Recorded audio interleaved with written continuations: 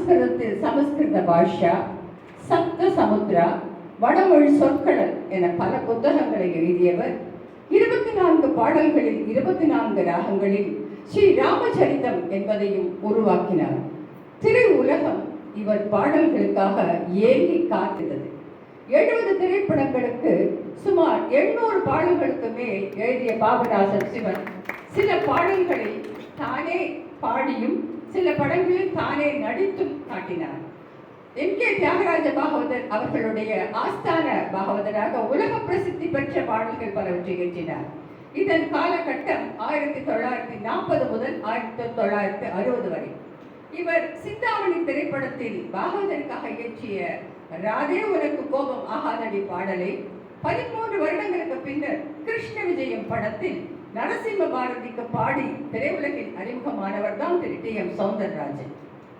திருமதிகள் M S. Subbulakshmi, M L. Vasanthakumari, M M. Dhandapani Desikar முதலானோர் இவரிடம் பயின்ற கர்நாடக இசை பிரபலங்கள்.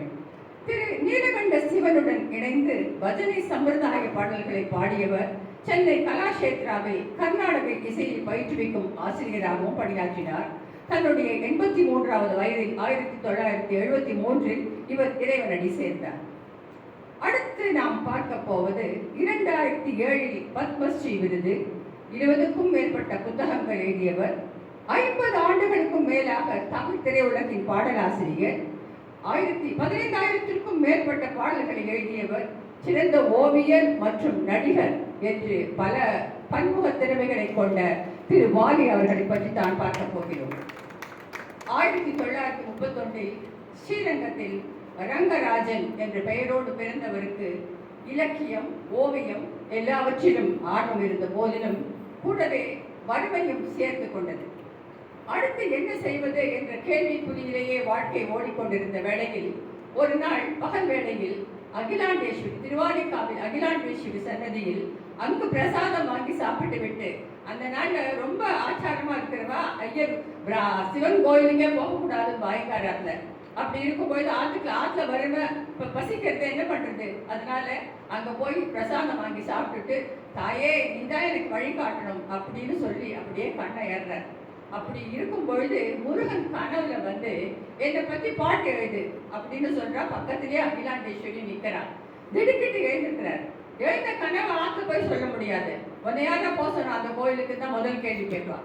அதனால ஃப்ரெண்ட்ஸ் கிட்டக்க சொல்றார், இந்த மாதிரி நண்பர்கள் கிட்டக்க இந்த மாதிரி கனவுல முருகன் வந்தான், எனக்கு வந்து பாட்டை எழுத சொன்னான்னு. உடனே ஃப்ரெண்ட்ஸ் எல்லாரும் வந்து கற்பனை கச்சிலை அப்படின்னு எள்ளி நகையாடுறார்.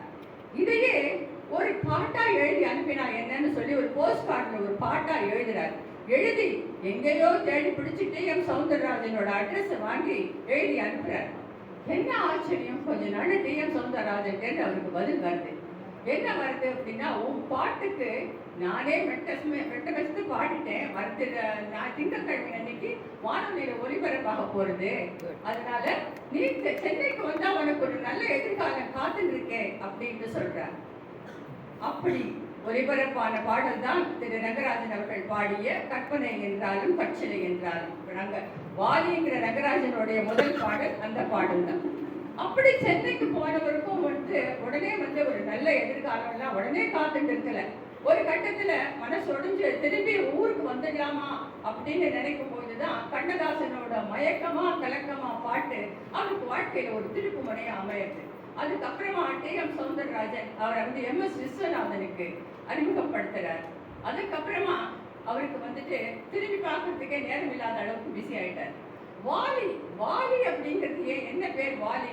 மாலி அப்படிங்கிற ஓவியரால ஈர்க்கப்பட்டவர் அவர். அதனால இவருடைய நண்பர் சொல்றார், உனக்கு ஓவியத்தில் ஆசை இருக்கு, நீ வாலின்னு பேர் வச்சுக்கோன்னு சொன்னோம்னா அந்த பேரை வச்சுட்டார். அந்த பேருக்கு ஏற்ற மாதிரி பறந்துட்டே தான் இருந்தார். அவர் ஒரு பேட்டியில சொல்றார், ஒரு காலத்துல பசி இருந்தது, எனக்கு சாப்பிடுறதுக்கு சாப்பாடு இல்லை, இப்ப தட்டு நிறைய சாப்பாடு இருக்கு, ஆனா எனக்கு சாப்பிடுறதுக்கு நேரம் தான் இல்லை அப்படின்னு சொல்றார்.